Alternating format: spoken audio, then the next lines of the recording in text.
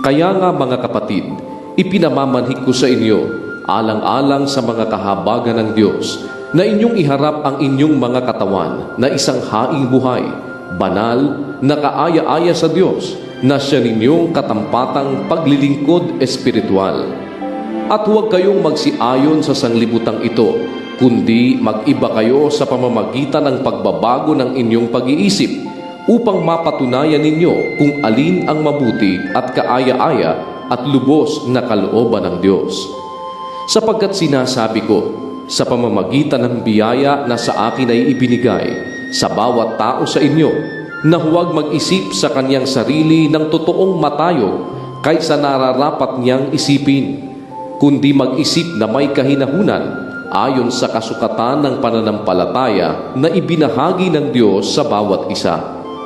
Sapagkat kung paanong sa isang katawan ay mayroon tayong maraming mga sangkap, at ang lahat ng mga sangkap ay hindi pareho ang gawain, ay gayon din tayo na marami ay iisang katawan kay Kristo at mga sangkap na sama-sama sa isa't isa.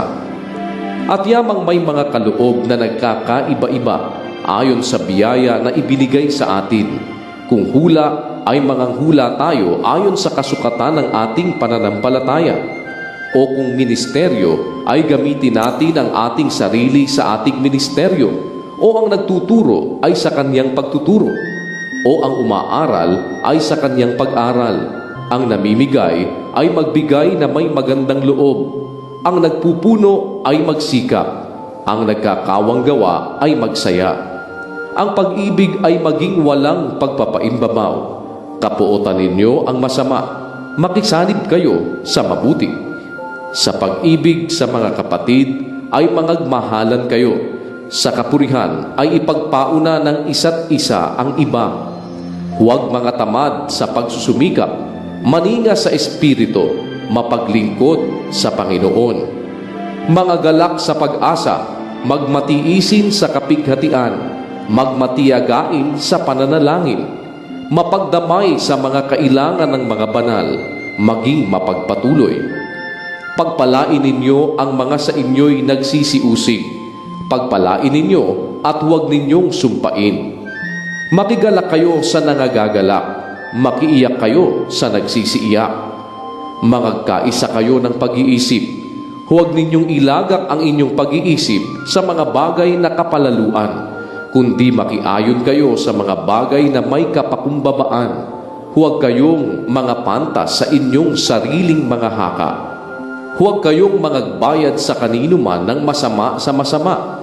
Isipin ninyo ang mga bagay na kapuri-puri sa harapan ng lahat ng mga tao. Kung maaari, ayon sa inyong makakaya, ay magkaroon kayo ng kapayapaan sa lahat ng mga tao. Huwag kayong mangaghigantihan, mga iniibig, kundi bigyan ninyong daan ang galit ng Diyos, sapagkat nasusulat, akin ang paghihiganti, ako ang gaganti, sabi ng Panginoon. Kaya't kung ang iyong kaaway ay magutom, pakanin mo. Kung siya'y mauhaw, painumin mo, sapagkat sa paggawa mo ng gayon ay mga baga ng apoy ang ibubuntun mo sa kanyang ulo.